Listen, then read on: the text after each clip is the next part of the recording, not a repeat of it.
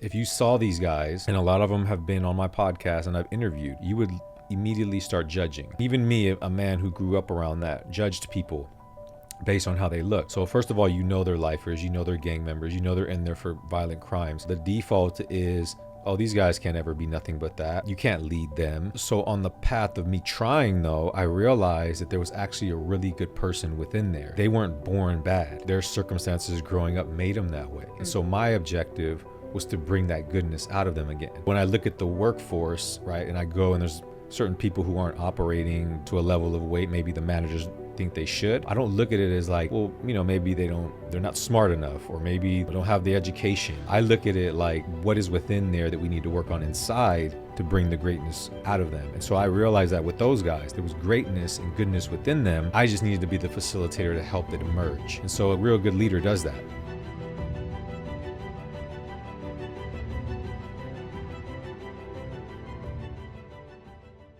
I wanted to start with a quote.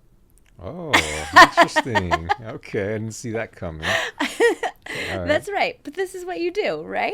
It is. It is. So I'm getting a taste of my own medicine. All right. Now you know. Okay, cool. Okay. So this is a quote that has come into my life recently. It's about leadership, and I think about it a lot. Okay.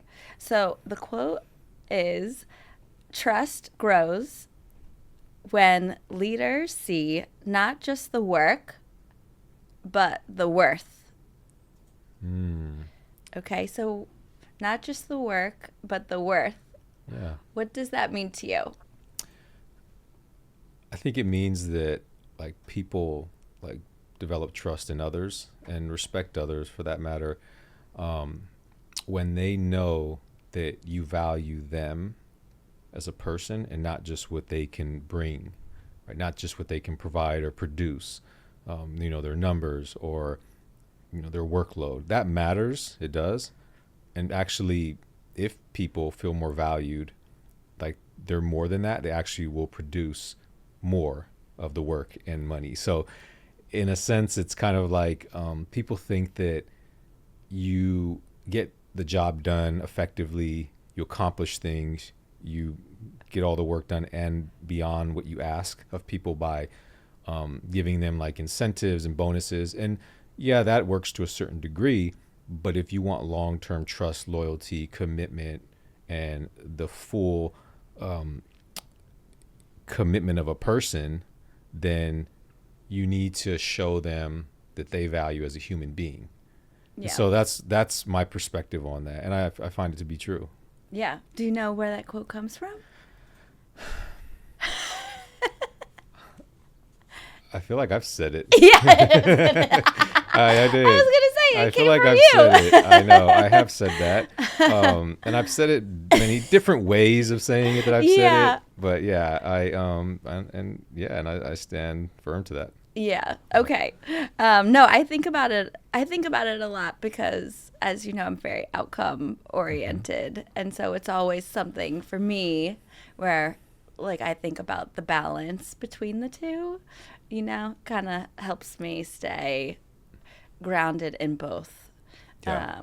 But anyways, okay. So we're here to talk about what your leadership philosophy, your leadership journey.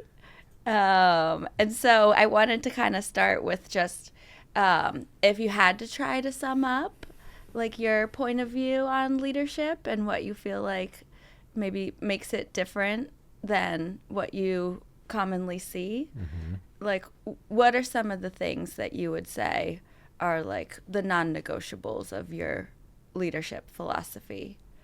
Yeah. So just to kind of like, set the stage in a sense for my leadership philosophy. Yeah. It's like,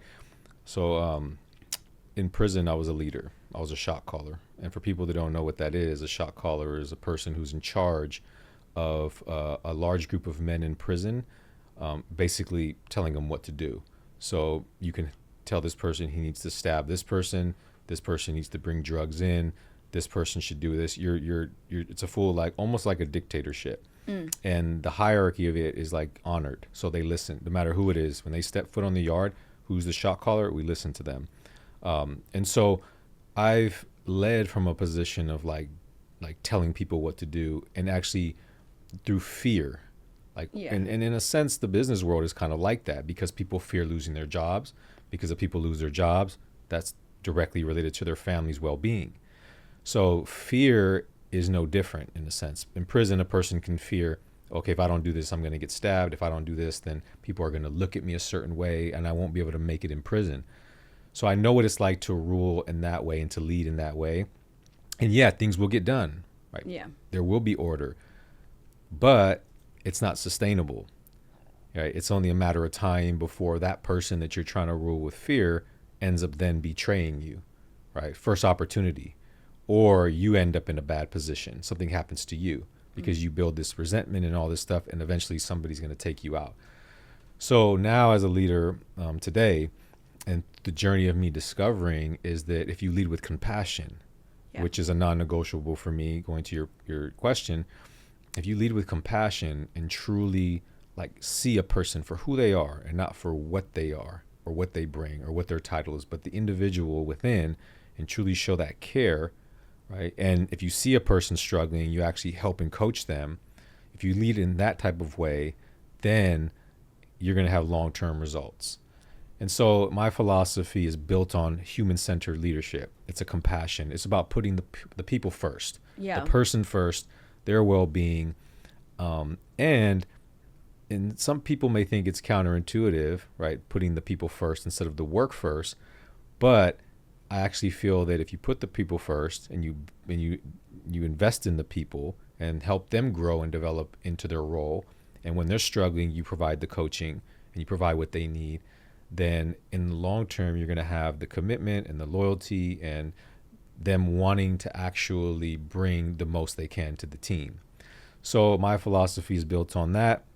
And then there's principles within the philosophy that kind of encapsulate all that. That I'm pretty sure you might ask eventually. Yeah. Well, but that's like a hard pivot, right, from what you were doing initially in prison. So, like, when did you start to experiment with that approach? Mm-hmm. So after I got out of solitary confinement. So in solitary confinement, I had a 3-year time when I was alone, and all I had was myself, my studies, my reflections, my writing, for 3 years, and 24 hours a day. So in a small box. And an environment like that can make you or break you. And so one thing I knew that I had was like this, I would say, ability to lead. I don't want to say natural born ability, because I feel that the big question is, are leaders born or made? I feel like it could be both. So for me, I always had like a little bit of that leadership within me, but prison allowed me to develop it, first in the wrong way as a shot caller, and then so in solitary, as I started to transform my life, I realized, okay, how can I make amends for everything I've done now that I want to do right? And the best way for me was to, all right, use my leadership ability to do right. So when I got out of solitary, I started to lead my first programs, my first workshops, my first coaching and mentoring with lifers, gang members, all these people that you would be afraid to run into in an alley, right? Get all that, and had their basically spend the rest of their life in prison. That was the mindset, helping to like lead them to a path of transformation. So that was the beginning of that, I would say, human-centered, compassionate sense of leadership. And like, what surprised you about making that transition with that group? Yeah, that's the thing. If you saw these guys, and a lot of them have been on my podcast and I've interviewed, you would immediately start judging. Right? And even me, a man who grew up around that, judged people based on how they look. So first of all, they're lifers, they're gang members, they're in there for violent crimes. So the default is, oh, these guys can't ever be nothing but that. Like, you can't lead them. There's all these negative thoughts. So I was, so on the path of me trying, though, I realized that there was actually a really good person within there, right? They weren't born bad. Their circumstances growing up made them that way. And so my objective was to bring that goodness out of them again. And so when I look at the workforce, right, and I go and there's certain people who aren't operating to a level of weight maybe the managers think they should. Yeah. I don't look at it as like, well, maybe they're not smart enough, or maybe, they're, don't have the education. I look at it like, no, like what is within there that we need to work on inside to bring the greatness out of them. And so I realized that with those guys, there was greatness and goodness within them. I just needed to be the facilitator to help it emerge. And so a real good leader does that. A great leader can do that. But I mean, were there like challenges that you feel like you faced in getting the most out of like the individuals there, right? Like you had a belief in their worth and you discovered it as you're going through. Like, oh, confirmation, right? Yeah. But like you're trying to get them, your end goal in like those workshops is to have them see like their own worth. Or maybe that's a question. Like as a leader, the end goal that you have for those engagements. See, I'm already being outcome oriented. Yeah, that's cool. That's great. But it's like, but what gets hard about that, Yeah, it's very difficult, especially with those guys where you have to literally help them transform their mindset. Yeah. So, and you still have to do that too in like a business setting, because some people have a mindset of limiting beliefs, all these things, trauma that they've dealt with that makes them feel like they can't be bigger than what they are. So it's different but similar, but it's always built around a mission, right? So in prison, my mission was like my true north, my driving star. And so I wasn't just helping these men because, it felt good for me to do it and it was helping human beings I didn't really know. It wasn't just about that. It was about that if I can help these individuals develop and grow and become better and do better, then they can help to fulfill the mission that I had in life, which was to help people. Right? So I knew if I can help them develop, they too would get out of prison like I was about to. And they too can help to deliver the mission that I had, which was to help change the world in the best way that I knew how, starting with the youth, formerly incarcerated, all these other people that were just like us, that were in that same position. We can then be the people that help to shift that. And just so happens that's what happened. So getting out and like doing work now with like, companies and organizations, same thing. What's our mission? What are we trying to accomplish? Yeah. And it doesn't need to be the company's mission, like Google's mission. And I don't know if I have this right, but it's to... oh, you're going to put me on the spot now. No, so I know Google has a huge mission is to organize the world's information and make it more accessible. And wow, that's really good. Yeah, that's it. That's so, good. Exactly. So, and so that's the big mission, right? Right. But now you bring it down to like every team has missions too. What's our mission? We got to produce these numbers. We want to grow this amount. Okay, so everything, and it starts there. That's the goal. So, all right, you really got to know your team. You learn to understand them, which means you have to care, because you individually get to know the person. You talk to them. You see where their strengths and weaknesses are. You help them develop the weaknesses. You help them see things within them that they may not see, and that's what leaders do. Yeah. And then lead by example, obviously. So being open to receiving as a leader, like feedback, like how am I doing? Yeah. Can I be better for you? Like every time you run into like, what can I do to be better for you? And I used to do that in prison, and in turn you build trust. So then when they're going through something, those guys in there, they can feel the trust to come to me and say, man, I'm struggling here. Can you help me? And then I, as a leader, if I can't do it or provide that, then I could bring a resource to help them, which in prison would be like books, or I would research, find them things, looking for answers, or I would bring other people to help them that were experts in that particular area. Same thing out here. So. Yeah. Well, one of the things that I think is really interesting is because you are in all these different environments. I feel like you do go back into prisons. Sometimes you'll be at a rehab center or a foster home. And it's just like, it's such a wide range. And then you do go into corporate America. And I think actually one of the first questions I asked you was like, what is similar like across all these environments? When you think about the leadership that's required in all these different environments, does it feel the same? Every organization and every like company, every time I go to prison, foster, it's obviously different, right? Yeah. The environment is different. The way things are set up, the way the culture, all it's different, right? But there's one thing that isn't different, and that's human beings. Yeah. Right? And everybody has fear. Everybody has hurt. Everybody has pain. Everybody has trauma. There's similarities between every single human being you encounter, some just on a higher level than others, just different ways. So if you understand people, right, if you really do, then you can be a great leader anywhere, right? And another thing is like you don't need to be in a position to be a leader. Like often people say, man, when I get in a leadership position, I'll do this, do that. But no, like everybody can lead. And as a leader who is in a position, right, you instill that to your team that you too can be a leader, right? You too can lead every day by just doing the right thing, by being honest, by being able to ask for help, by being able to say that you're struggling, that is a leader by seeing the person next to you struggling and helping them and coaching them and giving them advice.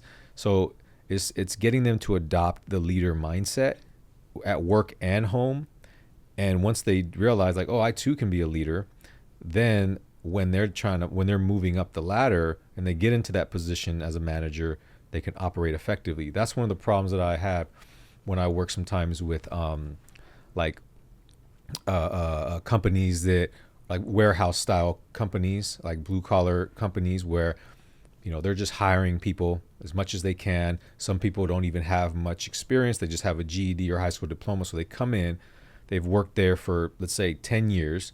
And now the opportunity comes for them to be a manager. And yeah, they have the experience. They have, as far as the job, they know that warehouse environment very well. They know how to do all that, but they don't know how to lead. Nobody ever told them, like, you could be a leader right now, or this is what leadership is. And then they get in the position as a manager and they don't know how to lead. And then the higher ups, the executive team is like, what's going on down there? What's happening? Nobody ever taught them. So, and you find that in a lot of companies. And so if you start that early on in the beginning stages, like, we all are leaders here. I may just be a little higher up on the position and I got this title, but I'm just more experienced in this, but you can too get there. Yeah. So I feel like that's really helpful and everywhere you can walk into, you can have leaders. I think one of the other questions that I asked you right away was what do you see corporate America? I mean, I know that's a very broad term, but what do you see corporate America doing wrong? Do we have 6 hours here? I can just list 100 things. I'll list some things too. That would be cathartic for me. Yeah, and you would know too. There's so many things, but I think that's a good point because we often look at what are we doing wrong, right? And, in everything, even personally, I'm always like, okay, what am I doing wrong and keeping me from getting to the next level? And I'm not really taking enough time to acknowledge my wins and look at the right. But there is a lot of things that can be improved on, right? And there are things that are happening that could be defined as wrong. But one of the things that I particularly notice outside of what I just mentioned in the warehouse environment or industrial industries and stuff like that is that there's a large amount of people in companies and organizations that don't put people first. It's just about producing, and then there's not putting people first, and then there's divide and conquer almost, where okay, if whoever gets more sales at the end of the month is going to get these incentives and bonuses, right? But what that does is you create separation in the team because now everybody's self-serving.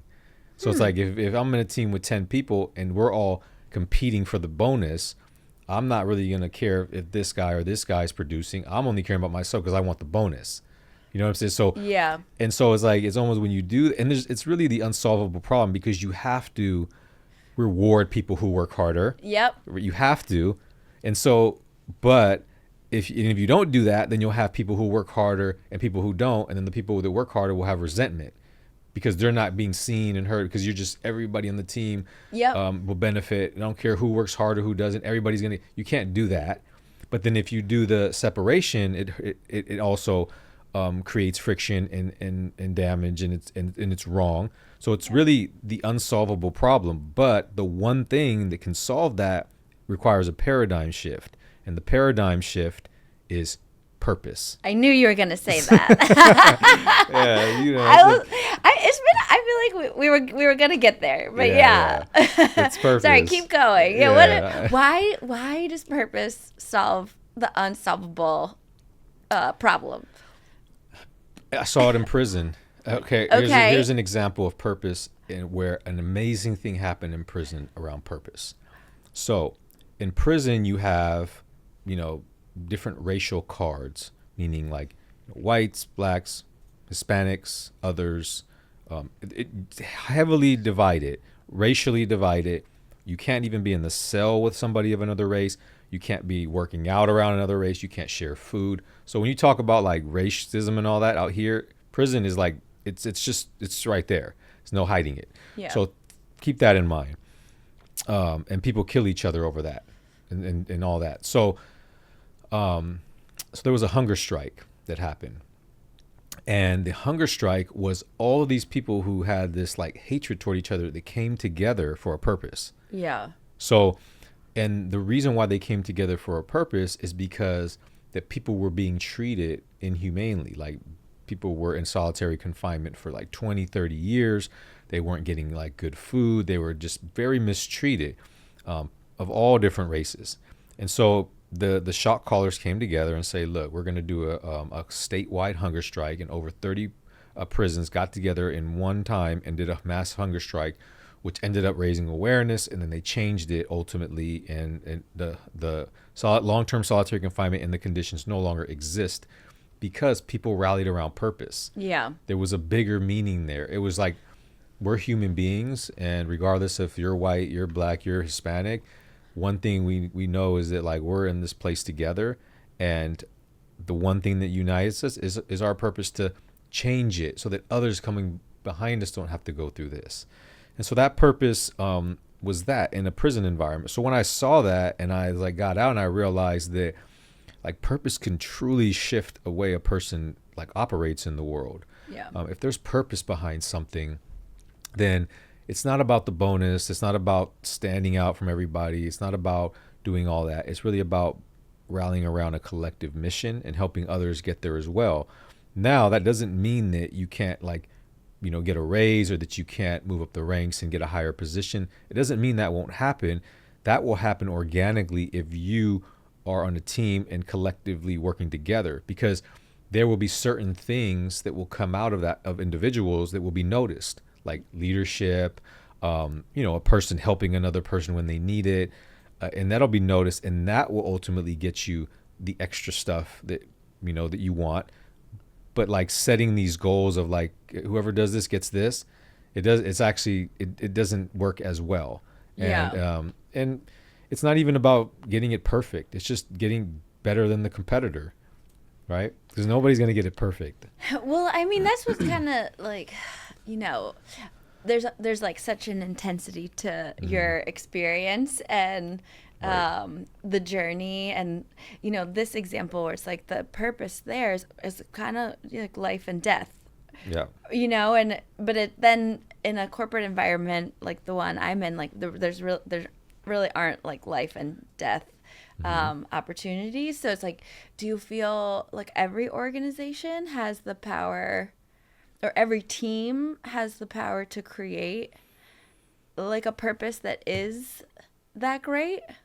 Well, yes. And I think, but it doesn't just start with like the people that are already there. It starts with the onboarding, the hiring. Yeah. It really starts there. And even so it's really two fronts. It's the onboarding and the hiring process and the vetting of people. So one of the things I do too is I work with some companies to vet potential candidates before they even come into the role, get hired. And what that is just like, because as you know, people will come to an interview and they'll be like the greatest person on earth.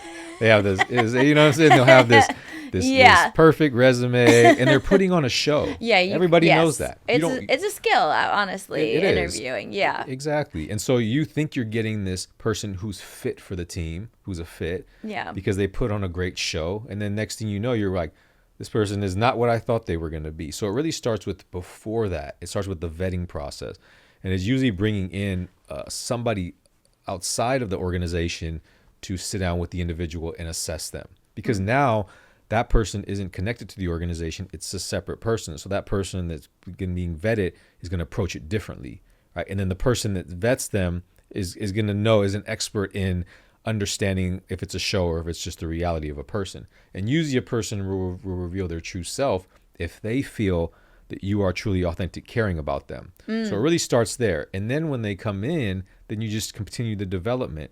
So when you say, do I think that every company and organization can do that, can thrive like that? Yeah.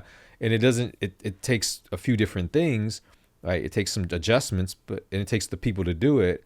But yeah, I do believe that. And I do believe that it's going to have to go that route a lot of ways, because we have a whole nother generation of people coming into the workforce who don't think like you and I.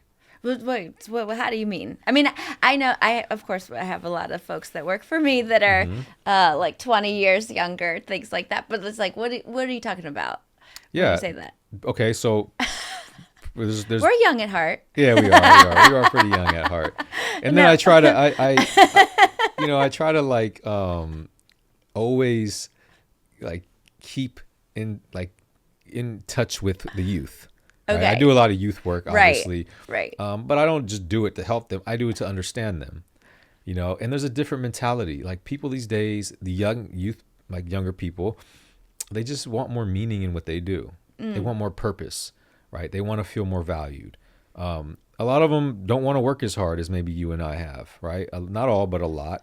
And I know that's because I work with them so much, and I always ask them, what do they want? And they're like, they want a lot, but they're not willing to put in the work. And so a lot of the training I do with them is to help them to get in the mindset to understand that you have to do a lot of stuff to get there. So, but I'm not there, and people that I know aren't there doing, not everybody's doing that. So there's so many young people coming in feeling like they can just, make it to the top without putting in the work. Whereas companies have been built on people who go in and just do the work. Yeah. So it's just it's like, our parents were different. We're different. Their parents were different. This generation is different. The difference just comes with the change in the world, the culture of the world. Everybody always says social media, COVID, all these things, they really play a part in the young people, like as far as like how they've shaped them. Yeah. You know what I mean? Like think about all the young people that just can't be away from their phone. Sure. You know what I mean? Like we're not like that at all. I mean, I'm kind of like, I know how to put the phone down, but even me, right? I'm like sometimes finding myself like, where's my phone? I need to check this, check that. Yeah. And I'm very disciplined. I was on a boat recently we were on a beautiful boat out in the middle of like the marina, and there was young people on the boat because we brought some young people out, and there was like kids that were literally sitting on the boat and just looking on their phones and weren't even seeing the world around them, weren't seeing the beauty of the world around them. And then like, that's all they want to look at. Right. And so those are the type of things, right? They're coming to work and they may not have their phone, but their mind might be on that. And so they're not as focused on the work. And so it's a whole thing that needs to happen to develop people. And that's where like the leadership comes in, because it's identifying these gaps and saying, okay, how can I coach? How can I provide the help? Yeah. Knowing that they were raised differently. How can we do things different within our organization? Like, how can we be more compassionate? Meaning put ourselves in their shoes and maybe feel like, okay, if I was them, what would I do? But then also providing the help. So it's not just you're this and pointing the finger and degrading them more, making them feel worse. It's not just about that. It's about like coaching them and developing them. And so it's just different. And sometimes some things are more obvious than others, but some things are also internally. But as a leader, it's kind of like our job to help with that. Yeah. Mm-hmm. Well, I was going to talk about coaching, because I know that's something that I feel like you see yourself as a coach, Coach Carlos. Oh, gosh. Yeah, I guess so. Yeah. No? I mean, Well, and there's just, I guess what it is I know like authentically like coaching is what I do. But then there's all these like people that just bring coaching a bad name. You know what I mean? okay, so Yeah. that's what that was. Yeah. There's like a Okay. lot of people that use that word to like, you know, to just take advantage of people and Okay. aren't really capable of it. But um, I would say if I had to define, I like to just define myself differently. So I Oh, would say like I'm more of like a messenger. oh, Yeah. okay. But And yeah, well, coach. now I just feel like I have to ask you, like, what is your message? What's So my the... message. So for me, I'm a very spiritual person. It's not no mystery to that. And I feel that like everything that I do, like helping people, whether it's one-on-one, whether it's with teams, whatever I do in my work with youth and corporations, whatever, I always approach it from like, okay, what is the message that's coming through me that needs to be delivered to them? So when I say messenger, I'm saying that all the answers, like all of the things that I can bring, the value is coming from something that's just bigger than me, right? It's a bigger thing than that. Like I'm tapping into something that's greater than just Carlos, because Carlos is just another man. Like who am I to, change people's lives and do all these things, right? It's more of like a humbling way of looking at it, that it's like more of a calling for me. Yeah. So if I look at it from that perspective, that it's more of a calling for me and it's a higher power that's helping me to deliver what needs to be delivered, then it makes me, it takes some of the pressure off me, first of all, but it also humbles me and reminds me that I don't have all the answers. So Yeah. sometimes I need to continue to develop myself. And a lot of that time is like, okay, well, let me look and search for these answers so that I could help these people, not just come with my own way and this is it. And if you don't do this, you're wrong. It's always questioning like my ideas as well, Yeah. getting feedback. And so the messenger is more of a way of like saying that it's bigger than just me delivering these things. It's my life experience.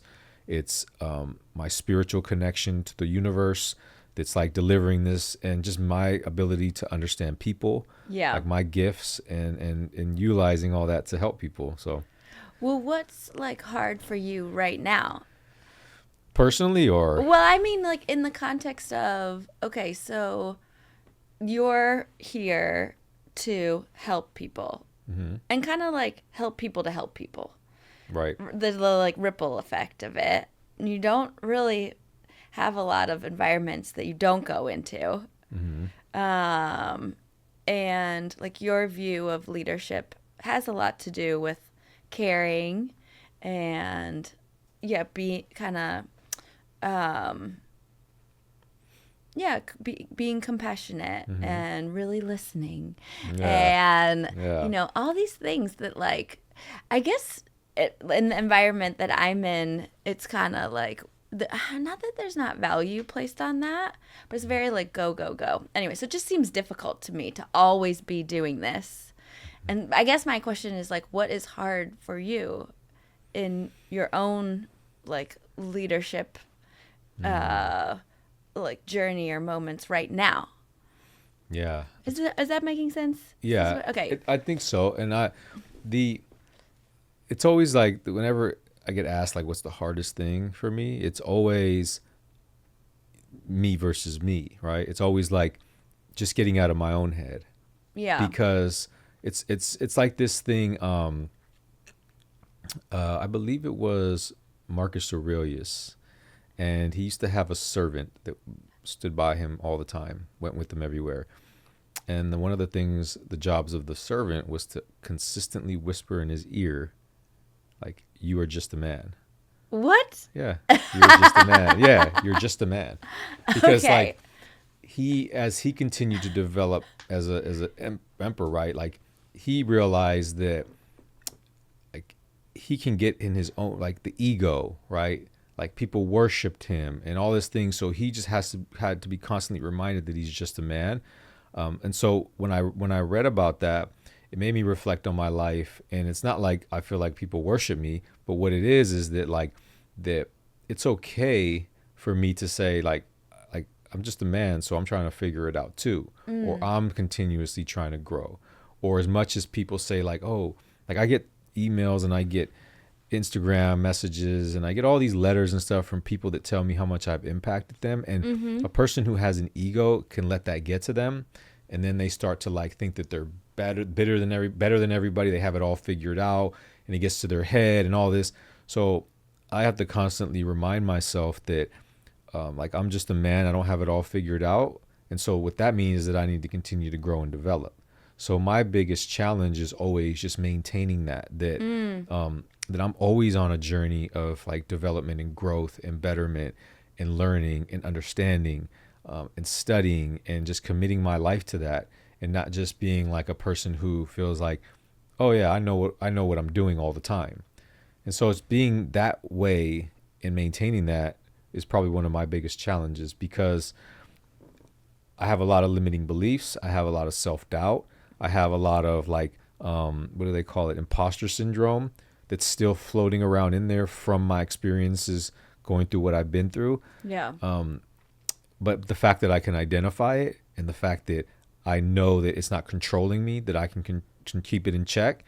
If I continue to grow and develop, that is really what a leader is, by me modeling that behavior. And so it's kind of like, it's a challenge, but I feel like everybody goes through that. Just not everybody says they do. Yeah. What if somehow, okay, I'm getting creative. Clearly off script here. I should look at what the things are. No, this is great. I love going off script. I know. I've been off script like my whole life. Okay, but okay, this is like, imagine, right? Let's just say for somehow you like have a boss. Okay.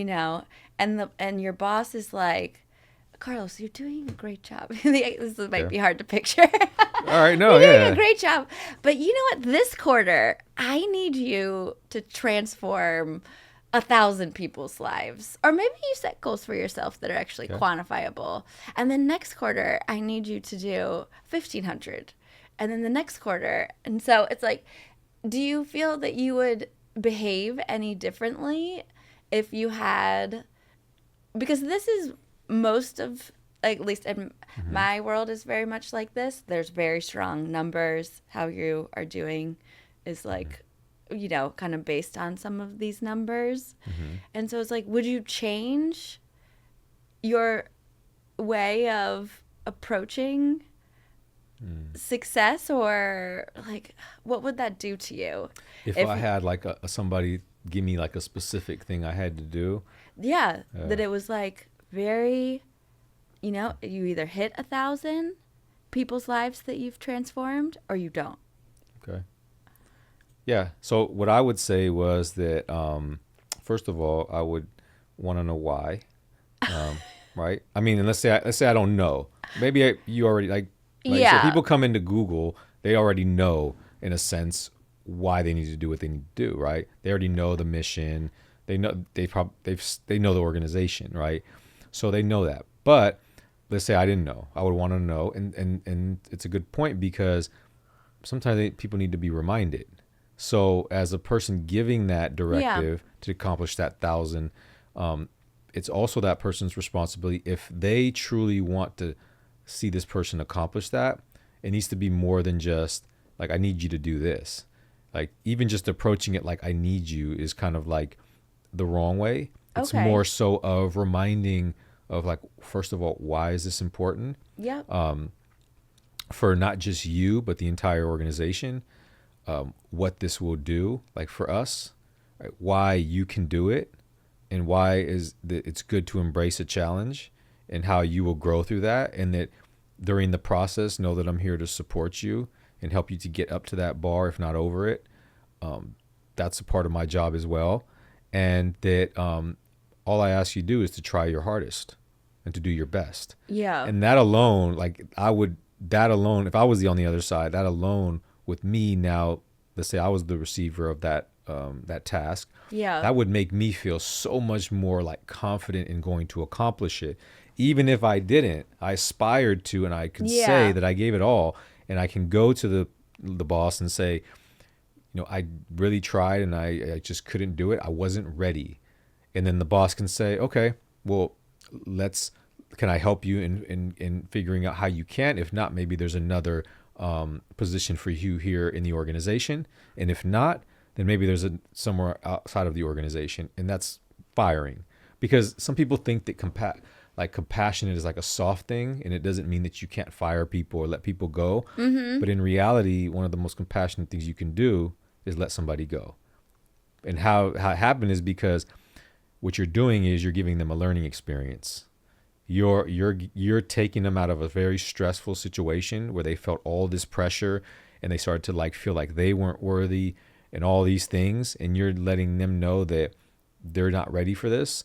And maybe somewhere else is a better fit. And so it's almost like it's like learning a hard lesson, right? It doesn't never feel good in the beginning. Yeah. But the long term, the person may look back and say, man, that's probably the best thing that ever happened to me.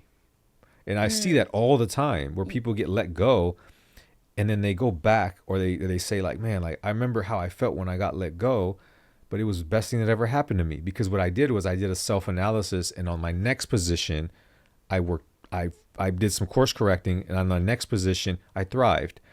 So a leader also knows when to let somebody go. And and some people don't. Some leaders are afraid to let people go because it makes them look bad. Like, why are you letting people go? Or we need that person in the position who's going to fill that spot.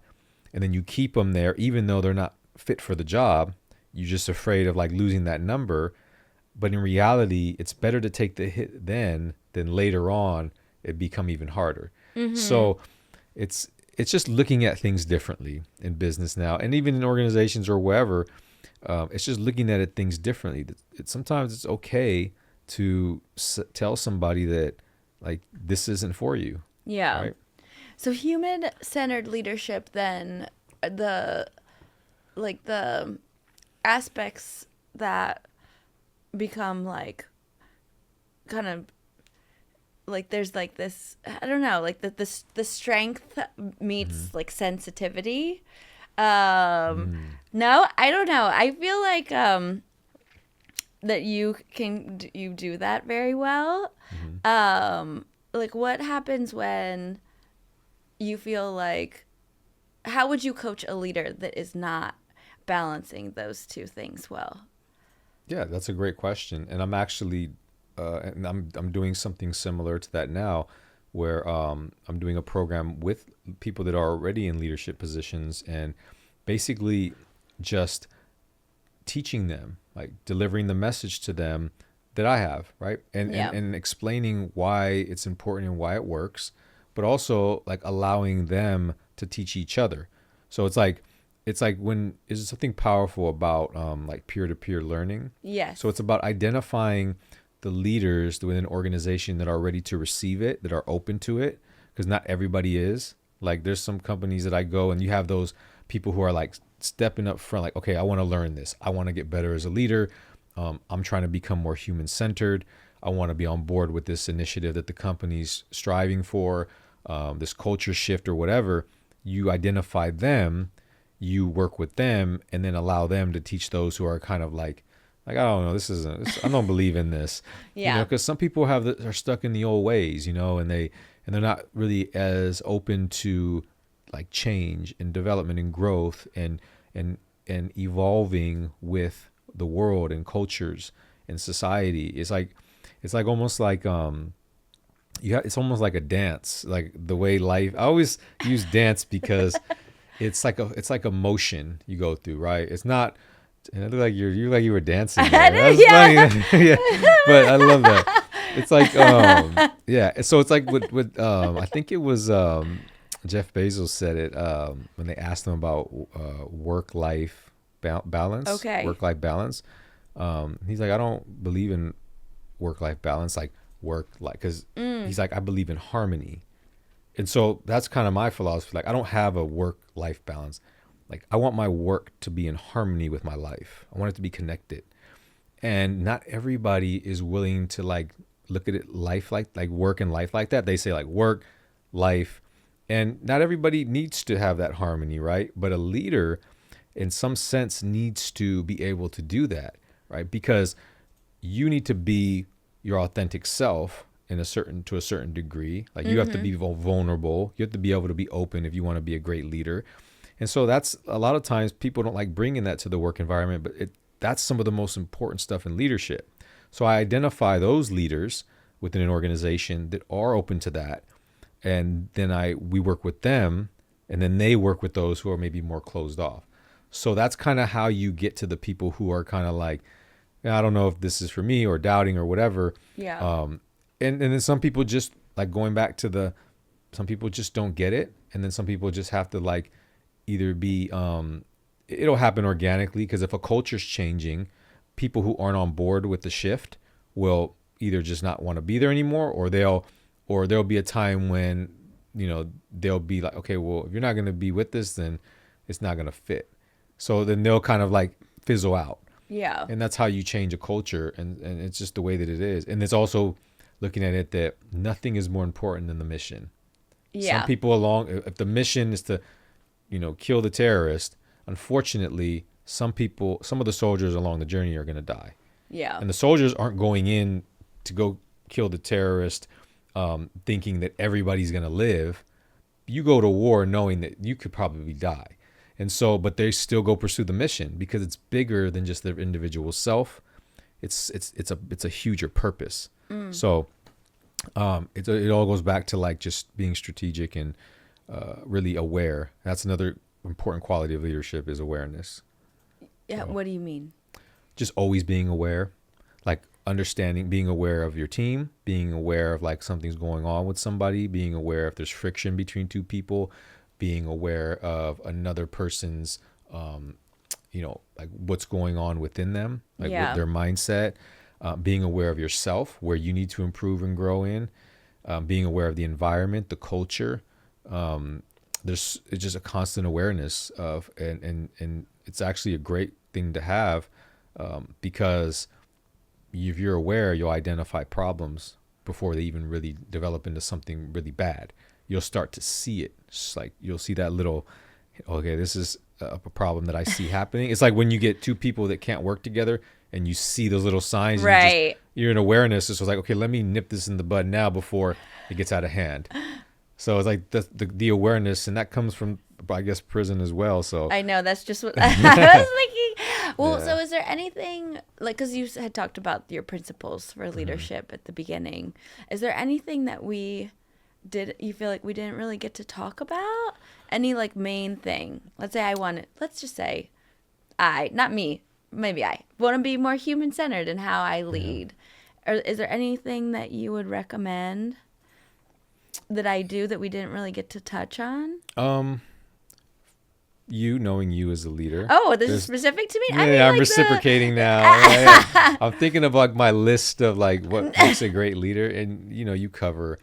No, but I mean, you can give okay. me, but I just meant like a person, I mean, I guess I should go ahead and take advice, huh? Openness, is that exactly. one? Yeah, exactly. I would say helping people, recognizing people. Okay. Recognizing people, the recognition, and not recognizing people once a month, once a week, or when they accomplish something, but recognizing people every day on the day-to-day tasks. Like, telling somebody in the moment, like, you did a great job. Like, I love the way you handled that. Or, man, I noticed you've been coming early every day for the past week. That's awesome, man.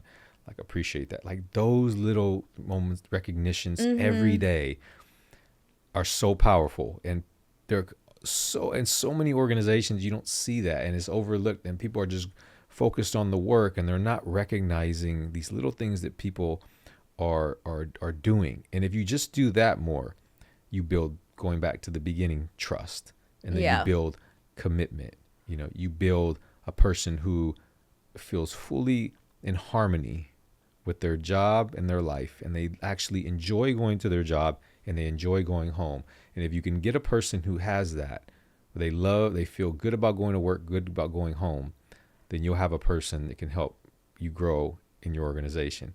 And so that means that you have to be aware of what's going on in that person's life, right? Not just on the work, but in their life and them as a human being.